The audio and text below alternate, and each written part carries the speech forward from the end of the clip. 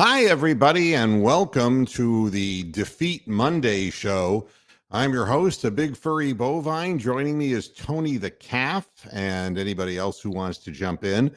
Those of you who are not watching, or maybe you're watching the Bills and the Steelers out of the corner of your eye, and anybody who wants to give me updates on the game in the chat room, feel free to do so because I'm uh, one of those cows who could only do one thing at a time.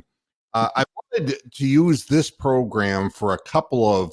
There's one central theme to the program, and the central theme of it will become clear because it's not only about this program, which is the way it will be starting, it will be about the Cleveland Browns as well. And I hope you understand what it is that I'm saying. We all get kind of hit in the back of the head with certain things that we see, and there have been the one thing that really clobbered me over the head, made me think about a story from earlier in my life, back in the early 90s, when we were a top 40 radio station in Flint, Michigan, and we were confronted with a change in music from the synth 80s, of course, into what I call the jumbled late 80s, early 90s with the advent of New Jack Swing, Bobby Brown, My Prerogative, Rub You the Right Way, that kind of music that was called New Jack Swing. And that kind of morphed at the same time into a pop rap kind of thing. Think Young MC and MC Hammer and that sort of thing. But then it morphed again. And the funny thing was, at the same time, there was the Seattle sound, the grunge music. So there was Nirvana. And at the same time, we were getting Bush and we were getting all kinds of grunge music coming out of the Pacific Northwest. And then all of a sudden, a bunch of rap music that was not pop rap music, but took on a much more serious, ominous tones. And I was confronted with a choice. And at the time, I was only 32, 33 years old, which way I wanted to take my business. And quite honestly, we were a teen-oriented radio station that had huge listenership numbers in the 12 to 17-year-old, 18 to 24-year-old, 25 to 34-year-old, and even the 35, 44-year-old. And it was a female dominant audience.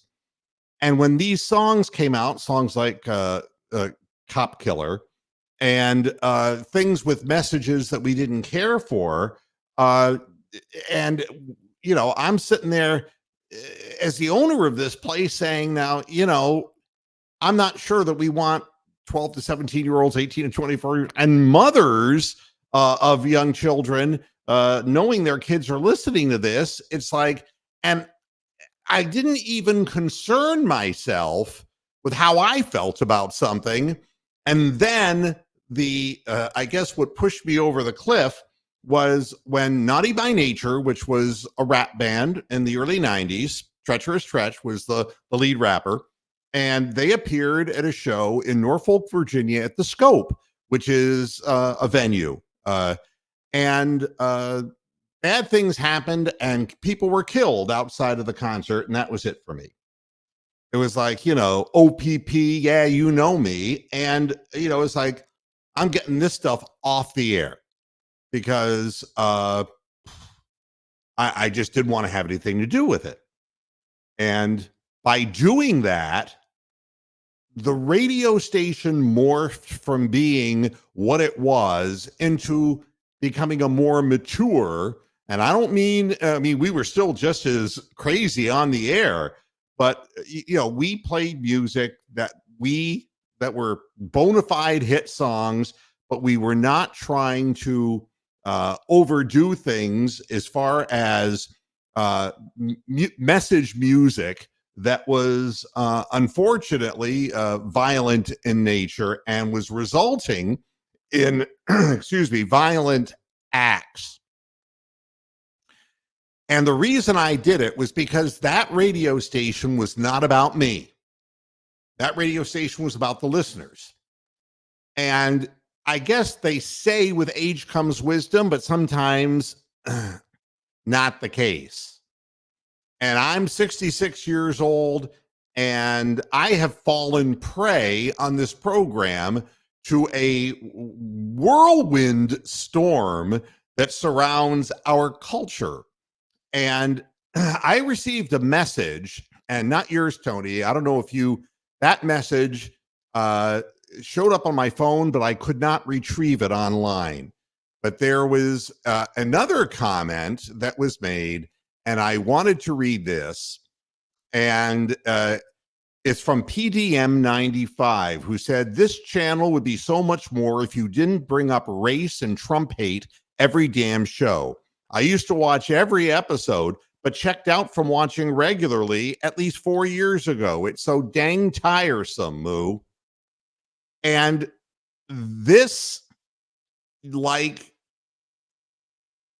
just made me feel like, you know something? This show isn't about me. It just isn't.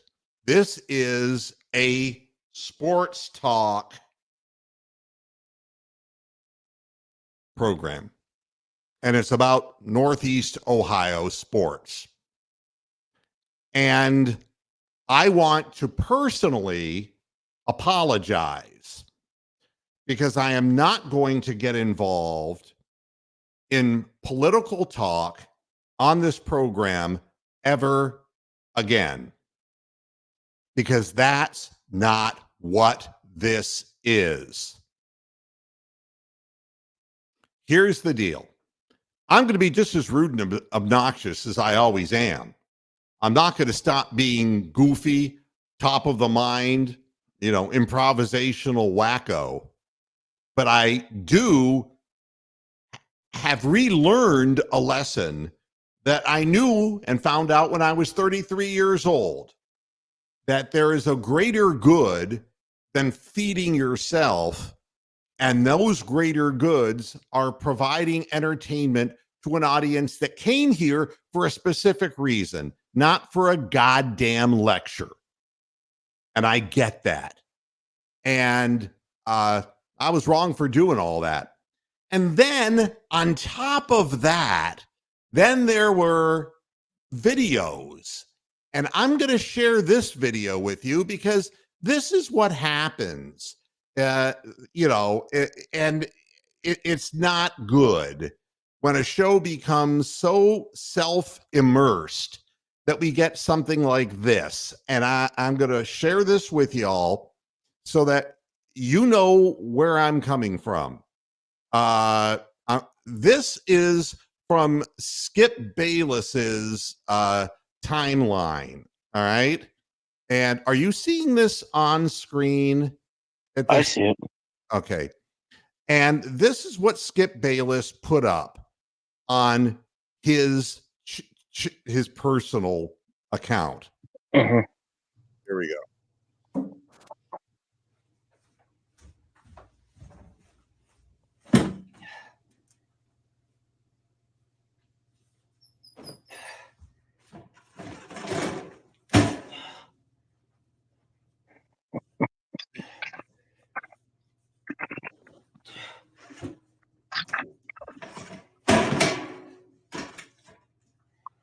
You see, when you start doing a program that is immersed in yourself,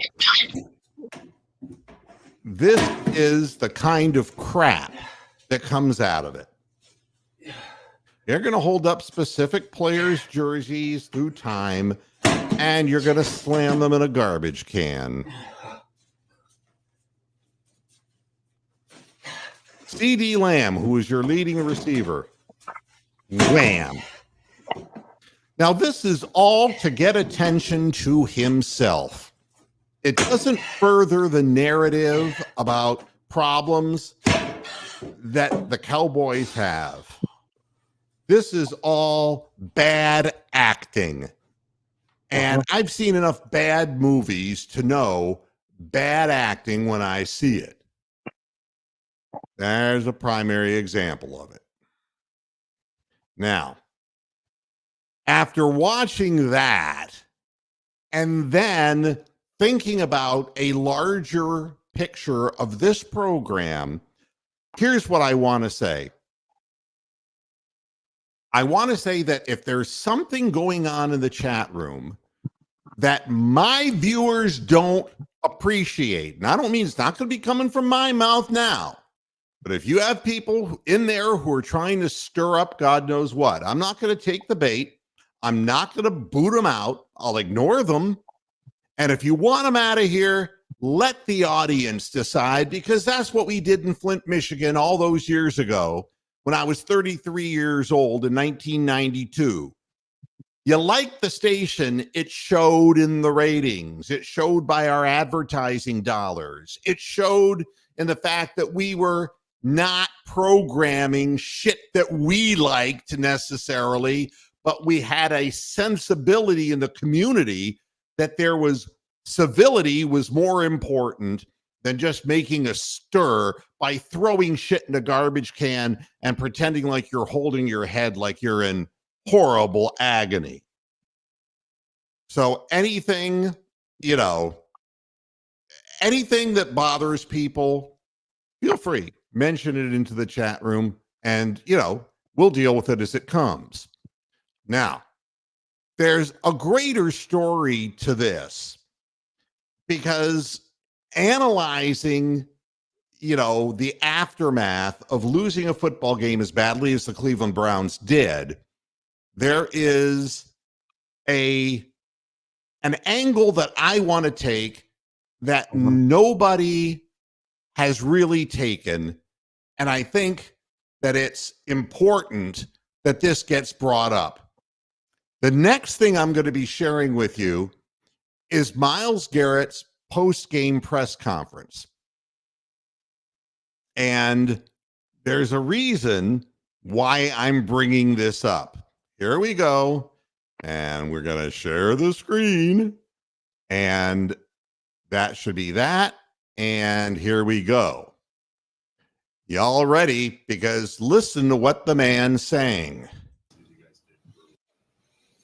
Just didn't execute.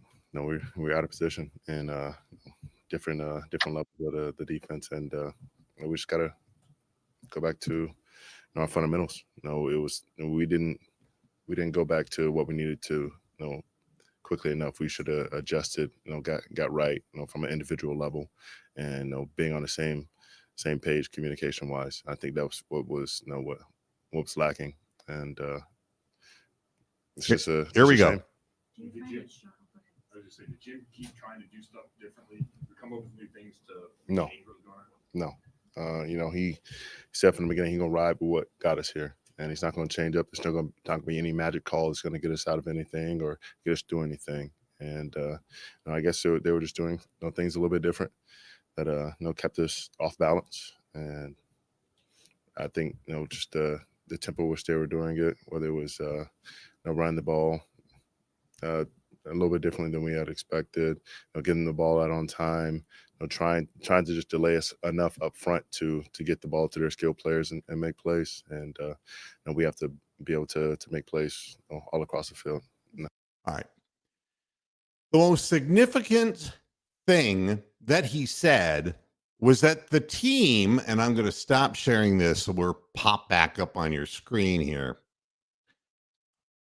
The thing that he did, and he being Jim Schwartz, is he told the team, we are not going to make any adjustments. This is the way we do things. And we are going to dictate to them. The day that we lose the flexibility to change, like I'm doing today, nobody gives a shit about me. And why should you? You come on here to hear sports talk. And if I refuse to change with the times, that makes me an old, washed up dude. That's the bottom line. And Jim Schwartz, after telling his team in front of God and everybody else in a press conference that he was open for a head coaching job someplace else, right off the bat kind of made me scratch my head and say, boy, that didn't seem like that was the ideal time for that. But the fact that the best football player on the field was saying that they were specifically told not to adjust, not to change, and that what we do because we can assert our will upon the opposition. And you know what happened? Somebody got creative. And, you know, if you took away Naughty by Nature, if you took away all of the rap music off of CK105 in Flint, Michigan, you know what there was? There was a bunch of good music, and there was also promotional things that we did in the community that were fun to listen to. We were always out and about in the community. We didn't need that to draw attention to ourselves. We didn't need to throw things in a garbage can going, in order to draw attention to ourselves. And Jim Schwartz had the ability to change. And he thought his way was the fucking Iron Curtain. And when you start thinking that way, somebody's going to outthink you. The game moves forward. And that is what happened to the Cleveland Browns defense. You can sit there and you can say, well, geez, Greg Newsome acted like an asshole talking about himself. Yes, he did. Mr. Dance, after I make a play, wanted to tell the world that he didn't think he played that bad. And that's a lack of accountability. And as far as I'm concerned, I really question his character now. I don't think that this was anything more than the Browns doing what they were told, and the other team just watched film and watched them over the course of the last 6-7 games they played when the defense suddenly wasn't getting as many sacks. It's like, what did these other teams do to take away that fierce pressure that the Browns were putting on them?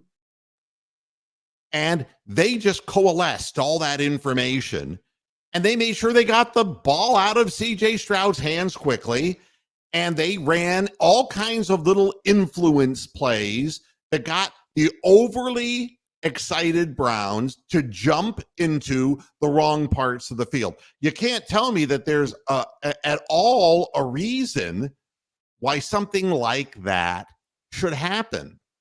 Why, like 5 or 6 times in a game, receivers are breaking downfield past everyone without coverage. Now, I'll say something else. Then you watch the Dallas Cowboys, and they give up plays, including one play to a tight end who literally fair caught a pass. I'm not joking. There was nobody within 20 yards of the guy. He caught the ball and took his first step backwards. The ball was so underthrown, there was nobody else in the view of the camera. And he just walked in. How does that happen? And it's a lack of preparation. And preparation means you have to anticipate what the results of your decision-making are. And you've got to be able to move quickly on a dime. That's what it is. And that's the way that I feel about this program. It's been 21 years, and a lot of changes have happened in 21 years, and I better move with it, because if I don't move with it, it's over. And Jim Schwartz, well, now he's not going to be a head coach anywhere anyway. All of that, he could have kept his fucking mouth shut. It's like inviting grief to visit you at your home. That's what Jim Schwartz did. You think his phone is burning up and say, hey, Jim, we want you to be the head coach. We want you to take over the New England Patriots, which we know didn't happen. We want you to take over the San Diego Chargers. We want you. It's like, no, not at all. Not at all. So Jim Schwartz is shit out of luck. He's going to be a defensive coordinator again. And at 57 years of age, he has a decision to make. Or either he's going to change with the times, or he's going to get eaten alive like he got eaten alive in this last game. And some people are saying Myles Garrett didn't want to take responsibility. What he's telling you is that the belief that he put in the players, he being Jim Schwartz, is that if we do this way and do it all the time consistently, they won't be able to handle the pressure.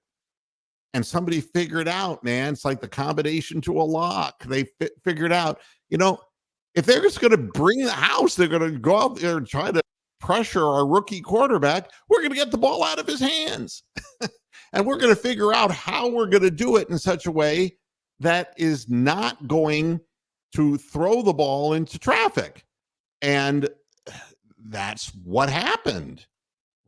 Adding David Talevsky. Hi, David. How are you? Good, Lou. How are you? I'm doing all right. And I wish that the outcome of the game was different. It's unfortunate. And Tubby Dog, how you doing, buddy? Nice to see the Tubster in here. Yeah, and that's really, he wanted to parlay it into a head coaching position. Yeah, and there are plenty of college positions for him, but he ain't going to go to one of the big programs. I'm getting a feedback on you, David, and so I'm going to have to mute you. I'm sorry. You're good. When we figure that out, I don't know why his phone always does that, but it's he has a second instance of the show up probably somewhere. Tubby, if you want to, wait a minute, Tubby Dog. Okay, that, for those people who have listened for a while, they'll recognize the call of Tubby Dog. Go to the YouTube stream, and right there on the YouTube stream, there is a link, and that link that says panelists, just click on it, and it will take you right into the studio, and that's how you do it. And that's, but you really need to be wearing headset or earphones so we don't get this feedback. And so if you want to try it, I'd love to have you on the air, because I love the old viewers and the new viewers and the in-between viewers. Rubber City is asking, he goes, a serious question I want to, why is the defense so bad on the road versus home? Something like a 19-point difference. Yeah, 37.1 points. And hi, Bronk, how you doing? Hello. Hi. Is something going on? Yeah, I mean, the first thing I wondered is, are we partying on the road and showing up hungover to the games? Because it is like night and day. But it's hard to say when you lose the players.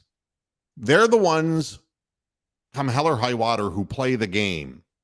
And it's easy to assess blame to individual players, but there's nobody on the field except for JOK who could really look up and say, I played with all my heart. The Browns on the interception, the 82-yard pick six, it didn't look like anybody. They gave up. I mean, and at the very end of the run, I know that Jerome Ford could have tackled that guy. I know he could have, and he just reached out with his arms. And I said, that's it. That's it. I mean, they're not even putting out. And you stop them, at the 4-yard line, and your defense is good enough to hold them. And yes, you're going to give up 3 points. And I'm not dismissing the pick six, just saying that I did not see the effort really being put out by the Cleveland Browns at all. And I said before the game, I was afraid that this might be the case because of what Jim Schwartz said in the presser. But more than that, I'm wondering if the strategy is so one-dimensional and authoritarian in one regard that Jim Schwartz actually believes that he can do the same thing week after week after week after week after week, and that's good enough. This is a league that changes. If anything, this weekend is telling us, it's that all the talk about Patrick Mahomes and, all of that is in its middle period of time. The new Steph Currys, the new LeBron Jameses for the NFL, the poster children of the NFL, made their debut, CJ Stroud and Jordan Love. Correct.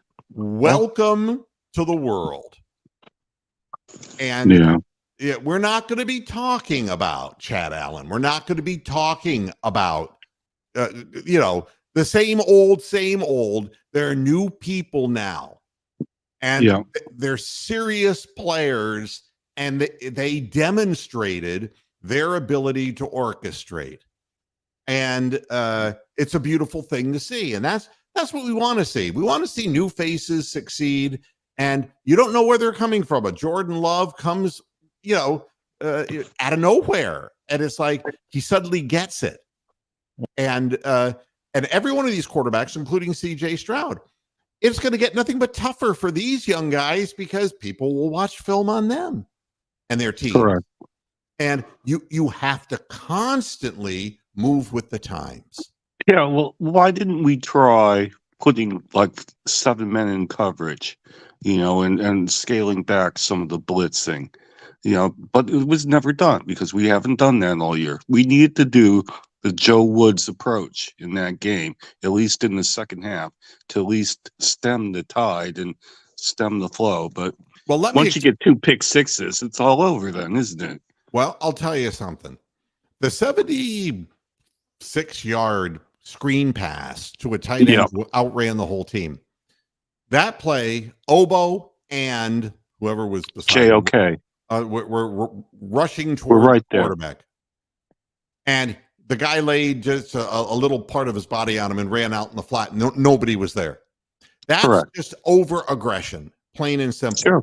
Then the guy gets down the sideline, and the one guy misses, and I don't even know who it was, and then he was gone. There was nobody else. Hickman.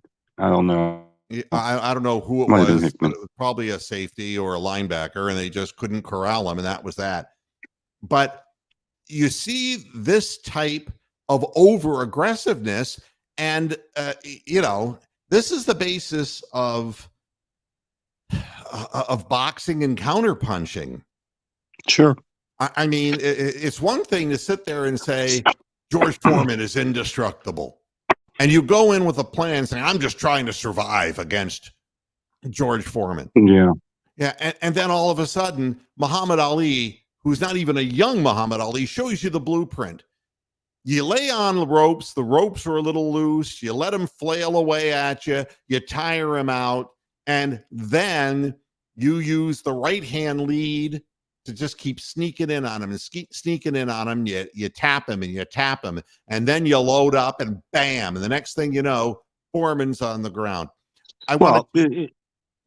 Sorry, but in the soccer world, there's even better examples of that, because you get a lot of games where there are squads that have a much better skill level than other teams. You get a lot of cup games where there's a big disparity in skill level.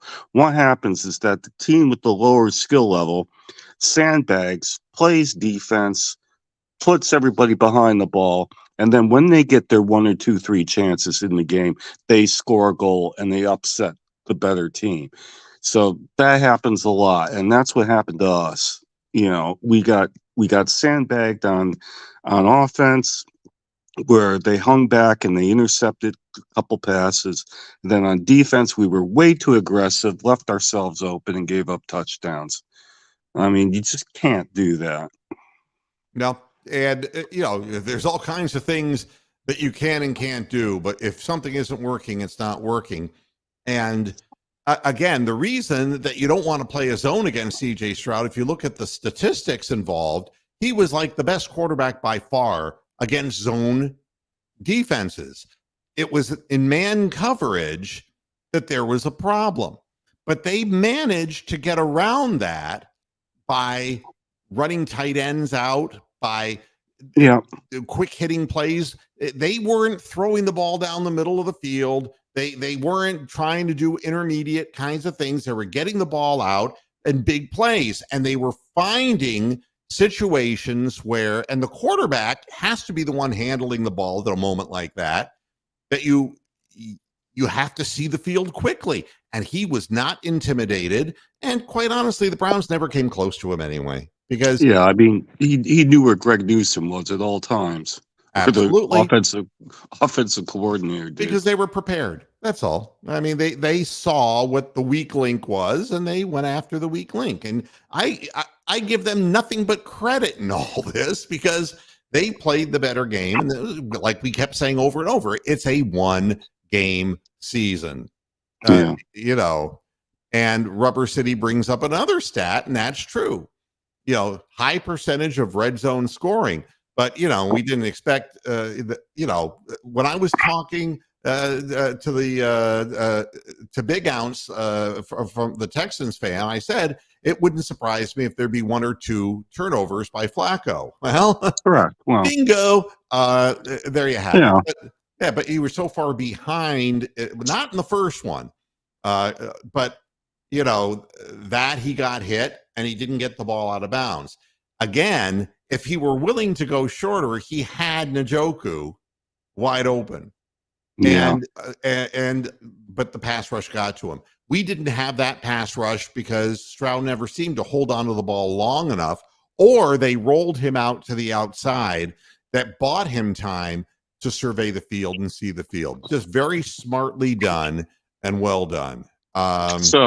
So just slightly change the subject, but has there been anything happen today? I mean, as far as like player moves or coach moves in Berea, has anybody said anything at all after that game? Not that I'm aware of. And usually, you know, the teams are just deciding. I mean, right now, it was funny. Dak Prescott had backed McCarthy, and you know, but I don't think Jerry Jones is going to do that. But yeah, I didn't see that game. Yeah, there's a lot up in the air right now, and that we don't know the answers to. I mean, I'm not watching the Buffalo Steelers game either. How's that getting on? I'm not 14 rip Buffalo right now. 14 what? Well, 14-0 Buffalo right now. Did the drive of the Steelers go anywhere? They got down to the 5-yard line, and then Mason Rudolph threw a pick. Wow. He had a very shiny nose. But you still can't discount them completely. The Steelers are like the Germans, man. You underrate them at your own risk, you know? Well, I mean, look, I may be chilling out on one end, but I hate the fucking Steelers. They play filthy football, and I can't stand them as an organization. So that's never going to change. Never going to change. And I hope they get the skin ripped off them in Buffalo with the cold weather and the exposure and everything. I hope they get their flesh ripped off by wild weasels. There should be wolves on the field, you know? As they were getting ready to start the play on that where Mason Rudolph through the end zone, you just see Bills fans are throwing snowballs at him. Yeah, the mafia's out in full force. You gotta love it. I hope that's not the case, Rick. You know, and look, the players. If Jim Schwartz's message was you got to go out and do this, this is the way we do it, they did not play with the intensity they needed to play. Well, it looked a lot like the Broncos and the Rams games where we just went out to an unfamiliar stadium and shat the bed. So yeah, Tubby Dog, try it on your phone. Without headphones, try it on your phone. And if you have an Android phone or anything like that, just put in the address and go into your phone and see. Yeah, I have to not use headphones on this phone because of whatever the StreamYard did, you know. If I put my headphones in, then you can't hear me. Or the Bills, somebody score? Josh Allen had a 52-yard touchdown on 21-0 Bills. Oh, There you isn't go. that a fucking shame? Oh, poor Steelers. And, you know, Keith C., it makes you wonder, what's magical about Green Bay? They're going to go from Brett Favre to Aaron Rodgers to Jordan Love. It's like, and we are just floundering around in the water. I have no idea. What, you know, it's not our forte. And there's so many things, you know. Oh, somebody jumped into the studio. It's Tubby Dog. Tubby, Tubby Dog. how you doing, buddy? Hello, Moo. What up, Bronk? Hi, Boo. Tony. Yo, Yeah, Look at that beard. He looks like one of the Smith brothers from the Cough Drops. Oh, yeah. You know, I don't know. I mean, you know, he could do like Doc from Back to the Future. You could do a whole get up that way too. Yeah. Yeah, I was Wow. working. Well, I was looking for an extra spot on Duck Dynasty, but they've since canceled Wow. that show. we were And Billy I don't have the Gibbons from religious Duck and beliefs. ZZ I don't think Top. they're looking for a heathen / pagan version of Duck Dynasty. Wow. And I also can't hunt. So, yeah, my dreams are busted. So the wow. dog can't hunt then, huh? No, this dog don't Oh. hunt. Sorry. This dog is much like Moo. I like to lay around in the pasture and eat sun. Chew the cud, Yep. as it were. But yeah, this. Go ahead, guys. Go ahead. and DeAndre, that's the case. You got to be able to be, your mind has to be malleable. You have to be able to adjust. You have to be able to see where you are and say, there are things that are in my dominion to change and things that I cannot. And in Wow. the case of Jim Schwartz, you know, you can read them what you want them to do, but you better make sure that that's the right thing to do. And then you have to impart, okay, and now you got to go out in the field and really break your necks doing it. And I'm Yeah. not so sure how it goes over when you tell people you got to put your life in limbo, you know, and we have this great belief here. And, oh, yeah, by the way, I'm looking to get out of here and become a head Yeah. coach next year, if at all possible. Right. I can't help but think this had something to do with the performance. I Well, really Moo, do. we've seen this time and time again with these coaches that come in and out of Cleveland. They think they're the smartest guy in the room, and they're like, "It's my way. I know what I'm doing. I'm the prolific Jim Schwartz. I have really good defenses. I make this happen. Me, I." And bro, like they figured out your game. Like there was, 17 weeks worth of film on you, and Yeah. you didn't change it up. And, all that pre-snap motion, it got the Browns defense to overcommit. They were over pursuing.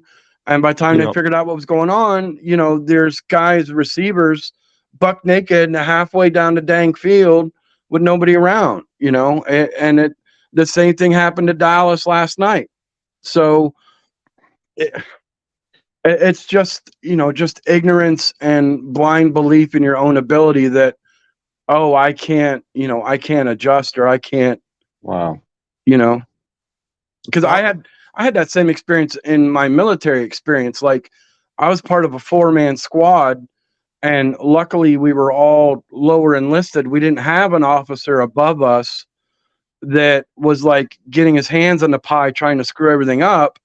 He just kind of looked at us and said, "Look, make me look good. Don't get me arrested. I'll sign anything you want me to sign. Go do your thing."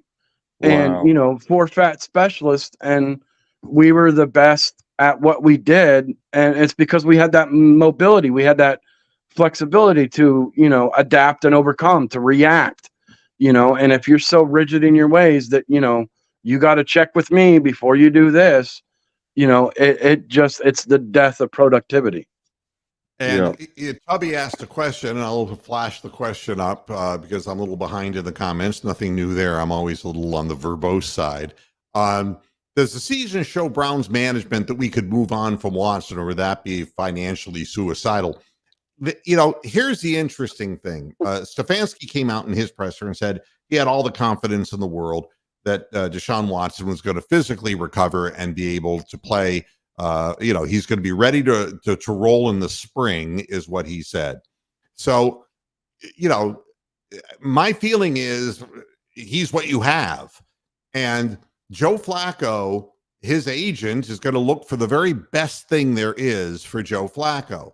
But I'll tell you, he's not going to be a starting quarterback in the NFL. No. And if he is, he's going to be a placeholder for a young quarterback who'll be holding a clipboard for one season. And it's going to be an audition season again for him. I don't think that there will ever be any kind of a real starting position with a team that is competitive that would compare to the opportunity that he had this year. That's my belief. Now, the question is, is everyone going to pass him over? And I can't answer that, but I do think that the agent is going to scrape every opportunity there is, and Flacco will choose one, and that's where he'll go. And we'll all wish him the very best. He did a superb job coming off the couch to help this team get into the playoffs. There's nothing negative to say there. And he wasn't the only guy who came off the couch to help this team. There was Kareem Hunt, and there was a couple of guys on the offensive line and stuff. So we had a few guys come off the couch. It wasn't just Flacco. I mean, if we're really honest with ourselves, there's no way on God's green acre that the Cleveland Browns, with all the injuries and all the changes, should have made the playoffs anyway. But the reason that we did was that, we were broken and stuff, but the coaching at the time, Stefanski's offense and Schwartz's defense, was better than the rest of the AFC could put out on the field. I mean, the Jets were absolute garbage. Commanders were like, that entire division was absolute garbage. The Eagles are, freaking all of that was just all garbage. And there was like a ton of garbage teams that at any given Sunday, it wasn't, you were going to get a good team. You were going to get a garbage filled team.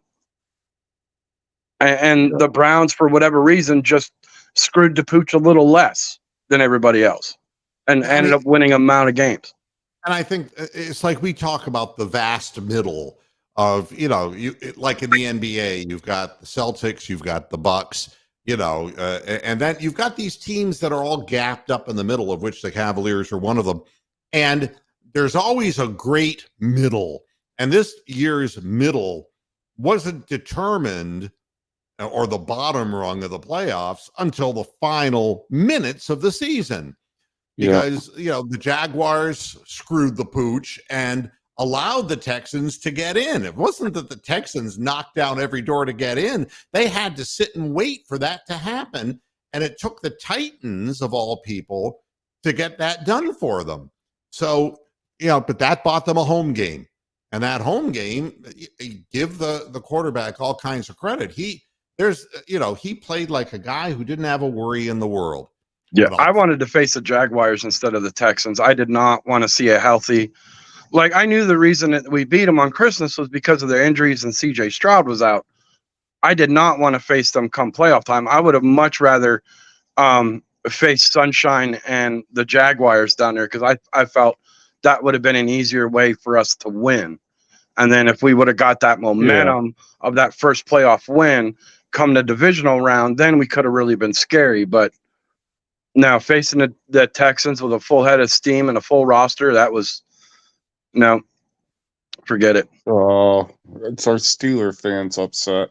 Yeah, hey, welcome to the club.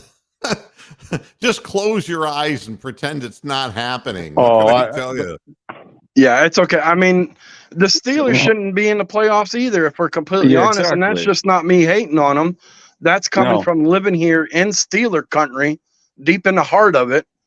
And, everybody here knows that the black and gold shouldn't be there right now. But yet here we are, because Tomlin sprinkled a little Tomlin magic and somehow made a quarterback out of Rudolph the what I can't say those expletives on Moose Show. But anywho, you know what I mean. I'm trying to be respectful. we do Respect know your what you platform, mean. Moo. Yeah, no, I'll tell you one thing. Mason Rudolph is not the answer. Okay, I mean, He's a it was question. short-term answer to a much bigger question. And it was funny that Thornhill Radu was talking about the fact that he had a grade 2 calf strain that he kept re-aggravating. We kept mentioning it on the air. Yeah. And again, here's the question. If a guy has a grade 2 calf strain and it takes a month to heal, is that player rushing out on the field because he's doing it for the team or because he's doing it for himself? Because honestly, we didn't lose any ground with Ronnie Hickman on the field. While No, not at Thornhill, all. We were better with Hickman usually. Yeah. So, I have to feel that Thornhill felt the pressure and he went out and he wasn't ready and he hurt the team even more. And that's really a very selfish thing to do. So, Jaron is really reality. It's hard. I'll trade you guys mediocre Mike Tomlin for a jugs machine. Oh, wow. Wow. Well, I mean, that's an ongoing trend. I mean, you look at, we got Belichick stepping away from the Patriots. You got It's a clear out. It's a yeah, clear like out. all these older coaches, they're now aging out because their message isn't getting to today's players. And Mike Tom, I mean, what the Steelers have had, 3 head coaches in 64 stinking years or some crap. Correct. Yeah. You know what I mean? So there's a definite Steeler way. And this is the first time that I can remember in my own personal history that I've seen a Steelers field a team that didn't, by and large, play the Steeler way. There's no. Well, they So lack yeah, talent. I would imagine Mike Tomlin may move on. The first touchdown, Either that, or he needs somebody that can actually pick a quarterback because there's enough of them coming out this year. The first touchdown of this game today, I did watch and watched a tight end catch the ball in the end zone when the Pittsburgh players went 2 different directions and there was no communication and they stood there and argued in the end zone. And that's not the Steeler way either. You No. can see the wheels came off very early in this, and they're just not a good enough team to be out there. And very much true of the Browns as well. The injuries that we had, those offensive linemen were not good enough. Jerome Ford is not a first-string running back. No. He never will be. No, and that's just the way it is. And you're not good enough. You're not good enough. But the strength of the team was obviated, SAT word, by the insistence. And I think the comparison of Jim Schwartz to Greg Williams may not be that far off. And he can prove us wrong next year. But, this, I'm if always he's around. right. This is the way we do it. And I got the authoritarian, glove of iron, and that's not necessarily going to work. Wow. Well, is there like a Peter Ellis moment of the weekend? It doesn't have to be the Browns. It can be anybody. Well, I think we should get the Peter Ellis treatment because there's a lot of candidates out there. No, there's only one in my mind. Oh, Dak Prescott. Oh, you drop back on a quick 3-step drop and you look down the field and you don't see a man standing directly in front of the wide receiver that you're throwing the ball to. And not only does he catch it, he goes all the way. And the camera catches you in slow motion, walking off the field, mouthing the words, unbelievable, unbelievable. Like there's some force in the universe that is making this happen. But no, Dak, it's you. It's you. It's you. And that's it. Thank you very much. Unbelievable. Unbelievable. I mean, in that moment, it's like, it's completely believable. You threw the ball into double coverage. That's what happens.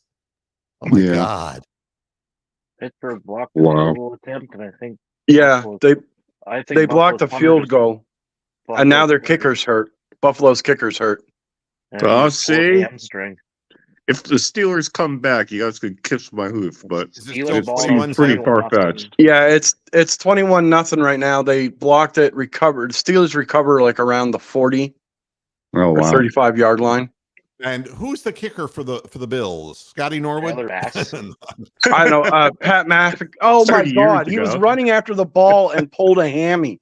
Hey, and that's Oh, no. exactly our guy trying to No. chase down a 98-yard kickoff return. Oh You my Yeah. God. know, Justin Hopkins, you know? That's Like he good took Hopkins 4 good disease. strides and went, Mahimi. Yeah. The Bills kicker is Tyler Bass. You know the old fish on the wall that you press the button and it starts. Oh, the Billy Bass. Billy Bass. Moon Put me delivered back in by the water. Hammy. Yeah. Yeah.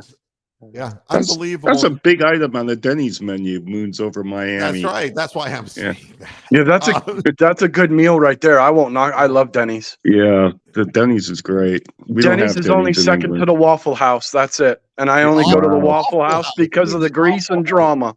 Yeah. Oh my God! Yeah, If you have never the experienced fights the are Waffle great. House at 3 a.m. on a Yeah. good drunk, my Lord, That's the gong of Big truth gong of for you, truth Tubby in the Dog. Waffle House. I'm If you saying. can go to a Waffle House and not get shot at 3 a.m, you're doing well. Oh, I just start doing. I mean, my broadcasting education takes over, and I start doing play-by-play. Yeah. Wow. Right They there, love a chair Right over the there. back of his head. Oh, it sure turns out that Shaquanda found out that Shanice was really trying to get with her man. Oh no, off come the earrings. It's getting serious now. Shanice now come off her slides. Oh, nope, the weave is coming out. Wow. I mean, yeah, there's nothing quite like being at an awful house at 3 a.m. And you have to wonder, if you're there, what in the fuck are you doing there? You must Yeah, be absolutely. hungover. Oh, You I'm having the worse- time of my life, Moo. That's what I'm doing at Waffle House at 3 a.m. because I am a spectator. Who said life wasn't Wow. a spectator sport? Was never in a Waffle House at 3 in the morning. Well, they have Yeah. hash brown taters. You're a spectator. Me, I'm just a You're a commentator. spectator. Yeah. Yeah. You're a mutator. Yeah. So, okay. Here's a comment. Okay, I'm not putting all okay. the blame on Schwartz. Obviously the players did not play well. Well, You're yeah, not- we get that, mate. you're not going to see the players on camera say, we were all let down because Schwartz said he was really interested in leaving our team. When we had this tight ship, that we put together, this whole group of people that were shooting for one goal. And then you find out the guy who's leading you, his goal is to get a head coaching job. Yeah.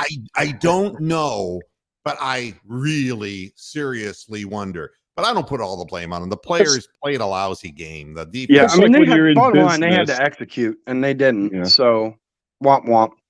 Yeah. Yeah. that's- Yeah, it's like being in the corporate world and you got a decent team leader and you're going along for like a year or two and you find out they fuck off to one of your competitors for more money. Well, no, that's after they've milked you for all the training Exactly. to get all And the they exploited certificates. you. Yeah, Yeah. absolutely. And now that they're trained up and certified, then they're going to go F off down the road for like six figures or whatever when you could only Correct. muster to pay Yeah. them high fives. Like, I get it. Now, Mark Yeah. Ross is saying it's more of a question of Watson's mental health rather than physical. Here's the reality. Oh, here we go. We have to talk about this Sean every day, don't we? Well, but Stefanski talked about him, so I'll Okay, all right. I'll All right, go briefly ahead, talk go ahead. about it It's your show. until. Thank you. Yeah, Until yeah, Bronx, sit back here in the back seat with the rest of us. You ain't fancy. You don't get Yeah, to I be the know. you don't get to be the passenger seat princess. I don't get to be the arbiter of this content, do I? No. I can tell you this about Deshaun Watson. He's going to get the opportunity to go, and he's going to play, and he's going to do what he's going to do. The real question is whether he's the same guy physically as what he used to be, and whether everything that has happened in his life has just mentally taken away from him, if his confidence is stripped. But the fact of the matter is, he's your quarterback. For better or worse, he's the quarterback of the team next year. And, they're going to have to figure out a way to explain why there were more big plays downfield with Joe Flacco in the play action pass realm than in the shotgun formation with Watson. There's a whole bunch of things that offensively need to be figured out. The thing I don't understand is we had a static offensive coordinator, the head coach. And I've talked about this in many week after week after week. Month after month. Obviously, his system works better with play action passes. It does not work as well strictly out of the shotgun. And the shotgun takes away certain run opportunities. Oh, correct. And the whole thing is set up under Stefanski's agenda. And if you're going to have Deshaun Watson playing out of a play action under center kind of action offense, then what you're doing is you're taking away from him what he does best. Now, is that a reason to get rid of Deshaun Watson? He's got a no trade contract. You're not going to get anything in return for him. I think that the problem for the Browns right now is they have a decision to make, because the downfield passing game, and I can think like Kevin Stefanski. And what Stefanski's saying is, no, but you get to see how somebody thinks. And it's like a lot of big plays, but look at all those mistakes that turned into those pick sixes. Oh, yeah. So he's going to want to go right back to the 1-3 and say, we're not going to do that much downfield throwing because obviously, we can't overcome mistakes. And we're going to win with our defense, yada, yada, yada. You're not going to have another year next year like you did this year. It'll be something different, but it will be something, but not the same exact thing. I think the Cleveland everybody's Browns, older. I mean, the thing about I lost my thought. Sorry. All right, that's all right. The Cleveland Browns have to decide offensively what they want to be. And if they mortgage their future, in essence, which they did for Deshaun Watson, they got to try to make Deshaun Watson the best Deshaun Watson he can be. If it turns out to be a bad business decision, which I think most all of us believe that under the set of circumstances, it wasn't too clever. It was another Jimmy Haslam business decision, then you're going to wind up back at the bottom of the division all over again and without a quarterback. And we're going to be back to not being able to draft a quarterback. So that, I don't know what to say, except you got to ride with Watson, but you got to give him the best chance that you can give him. And if he's not the same guy and he just can't perform, then you just got to eat the money and you got to become a last place team and do what other teams do, which is to draft their way out of it eventually. And that's going to mean a 5-year hole. Sorry. The thing about Watson is that he's in an unprecedented situation. He had those 2 years where he couldn't play. Then he had a brief period of time where he could play last year and this year, and then got hurt. I mean, the only person that's even remotely similar to that was Michael Vick, and he never really came all the way back from his problems. But I'm not saying the two people are the same. But there's nothing you can compare him to. So you can't say that, like, is he going to be healthy enough to play well? We don't know. Is he mentally well enough to play well? Again, we don't know. That's right. We'll have to find out. Well, one thing I can tell you, he played with a wrecked shoulder and beat the Ravens. And he did.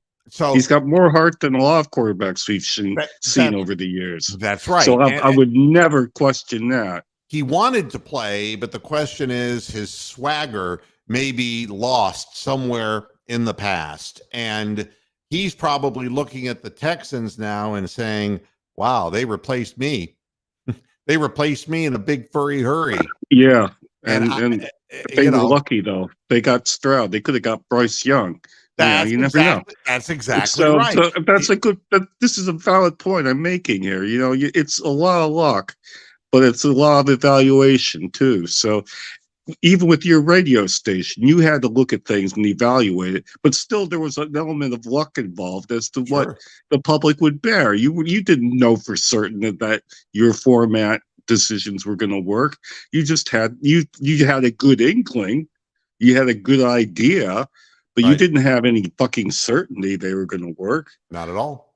And You know. Keith is saying, well, he has next year. What if he flops? And here's the deal, What Keith. if he's great? What I if mean- he's fucking great? Yeah.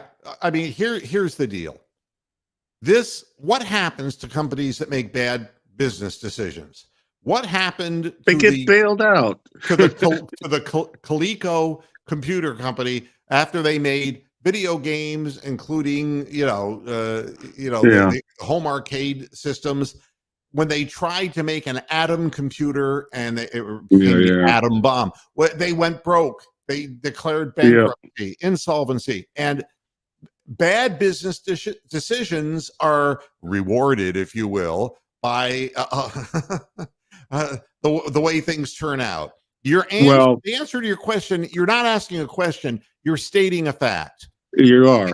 If Yeah, Watson flops, if you're going to use that narrow condition, and if he just sucks the big moose next year, the bottom line is the Browns are screwed for the next 5 years. It's obvious. But all outcomes for Watson are on the table. He's Schrodinger's quarterback. He could be great, or he could be shit, or he could be somewhere in between. And people just get off his fucking back and let him play. That's my view on that. Yeah, we don't know how he's going to be. And my feeling about it all is this is who you chose to be your quarterback, and He's standard bearer. You put $230 million solid behind it. And I think rather than blaming the player, I mean, if you were the player, Keith, you'd take the $230 million guaranteed. I guarantee that. There isn't a person in the world that wouldn't. That's right. So, but would you be dumb enough to give it to him? To agree to a contract with somebody who is in the midst of personal turmoil, to give that person who is showing character flaws $230 million because you had to rush to the table and be the one who got him? Yeah. I mean, that's what it comes down to. And if it's a bad business deal, yeah, the Browns are going to suffer. And yes, you, Keith, are going to be watching a team that loses to the Bengals, the Steelers, the Ravens, and to virtually everybody else all over again. Yeah. And I'm sorry, but that's the way it goes.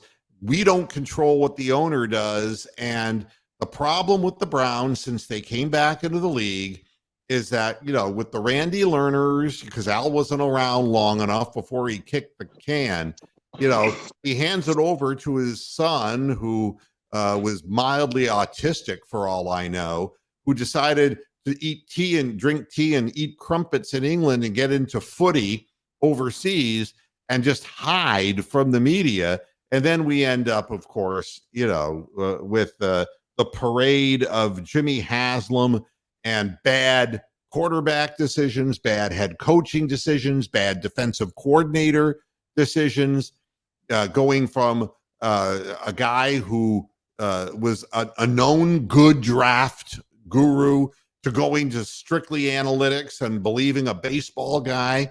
This won't be the first bad business decision that he's made. What you, Keith, have to do is, instead of worrying about Deshaun, just worry about yourself. Do you really want to continue watching this team? And are you going to be able to handle the fallout if he does suck? Yeah. Or do you like it this way? And is that what you thrive on? I don't know. But we all got to be prepared. Yeah, malleable was the SAT word that you used earlier in the program. We have to be malleable. Yeah, that is correct. Correct. You know, it's Well, yeah. So I'm done. It's 6 after 6. I got to go out and grab myself a bite to eat. so how's the weather, though? You got the iguanas falling out of the trees yet down there? Or are you still okay? You know? No, I mean, down here, it's rain, rain, and overcast. Crazy. Absolutely Hmm. crazy. Yeah. It's not like any winter season in Florida that I've seen. Tourism is on its ass. So, you know. Well, no one can get to an airport, I would think. I mean, is anybody? Oh, that's the thing that that's my thought. Jim Schwartz is a lot like Boeing. You know, he's flying high, pretty good, but all of a sudden the fucking door blows off, and then it's all hell to pay, and you can't go anywhere. But Heston, you at least have the draft pick. Okay. Yeah. I mean, you got a good long look at Mason Rudolph and you went, yeah. So, Yeah. but you can always pick another Mason Rudolph. I mean, Yeah, well, you know, I'd argue that Rudolph's better than Pickens. Pickens is awful. He is god awful. yeah. So And no, I don't think this is. I think people in Pittsburgh are going to say, well, Tomlin got us into the playoffs again. I think well, that's it's his last game under contract, though. His contract's up, so they got to renegotiate whatever that's going to be. So who knows what they're going to do? Yeah, and Joe is saying Tomlin to Atlanta. Well, I mean, I think he'll go into television. He'll be like the replacement for Terry Bradshaw or somebody who, again, is too old. And the guy in Seattle whose name escapes me, who's too fucking old, who's gone. yeah, yeah. It's just amazing. All right. So what's the score now of this Pittsburgh Steelers? Anybody know? Oh no. Oh, I don't know. I gotta get. Anybody care? Gee, Davey. I really don't know. I don't care. I really don't care. I think Baker Mayfield's going to win against the Eagles, and then whenever they play against the 49ers or whatever, they'll get their ass raped. Well, there are people who actually believe that Baker is going to win just to punish the Browns organization. Well, these people are psychotic. I know. They need special treatment that I can't provide. He's going to have to play better. He's going to have to do better than 9 points. All right. I mean, Yeah. you know, and if he plays up to, you know, his feeling dangerous phase, maybe they have a chance to win, but they're not that good a team, and chances are they People won't. need to be honest with themselves of why Baker wasn't in Cleveland. It's that the Browns management did not want to pay him that second contract, the big money. They didn't want to give him 50, 60, 70, 80, whatever it is that he was looking for. They were never going to do that, so he had to go. Right. Yeah. And, you know, when you lose your kicker, you know, we were lucky and we found Dustin Hopkins after the couch thing. Yep. And then we lost him. So, yeah, I really don't like this narrative that Flacco's the only guy off the couch we got. We got fucking Dustin Hopkins off the fucking couch. We got loads of QB players this year. It wasn't just him. Oh, God. I mean, look, the fact is that Tubby doesn't like the Steelers. I don't like the Steelers either, but Who Heston, does? you're cool. Nose though. pickers. You're cool because you come here and, you know, I don't look at this as divine retribution against the Steelers, quite honestly. No. I just don't think that they're that good a football team. And I think that we proved that we weren't either. So, Yeah. so, you know. Oh, so have you heard back from Big Ounce, the guy that you chatted to on Friday? We've exchanged words. He's right now in his basking in the glory phase. And I'm trying to remind him that and then he found out that his team played on Saturday, not Sunday. Oh. And so, you know, he's kind of like, well, that's not right. And I said, you got to understand. The Houston Texans are still the Houston Texans. They didn't do anything but beat the Cleveland Browns, who were just the Cleveland Browns. If you really want to become a solid team. The NFL is not going to make it easy for you. Correct. I mean, Houston is not the football capital of the world. They're just going to have to be damn good to get over the hump. Well, if CJ Stroud goes into Baltimore Ravens fucking shithole stadium and lights it up, then he is fucking God, is all I gotta say. Because that's a tough ask for a rookie to do. And believe me, they'll have a better defense for him than what we put up against him. So I guess Tubby Dog upset some Steeler fans. We'll have to have him on more often on Steelers Week. I love that beard, man. That is impressive. I can't pull that shit off. He's getting serious. I got chest hair as long as that beard, but nobody wants to see that. And I'll answer one question. I enjoyed my time in South Carolina, and I do. I did enjoy playing tennis up at the Cliffs communities up in outside of Landrum, South Carolina. It was a good time, but I'm not there anymore. So, Yeah, like everything else, it's all adjusting. right. malleable. Yeah, I'm getting out of here. And Bronk, thanks for hanging We in. need a final word from Dick Goddard. What's the weather like? Well, up in northern Ohio, throughout the northeastern area, it's colder than a witch's tit. Wow, that's cold. That's about as graphic as I can. I mean, we're talking about titty hard-ons. Wow. Yeah. I want to Titty see hard-on. more women without bras wearing T-shirts. Big fucking titty hard-ons. Yeah, there you go.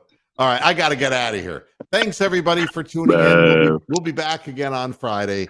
Take care. For Enjoy the rest of Defeat the game. Friday. Woo! Woo.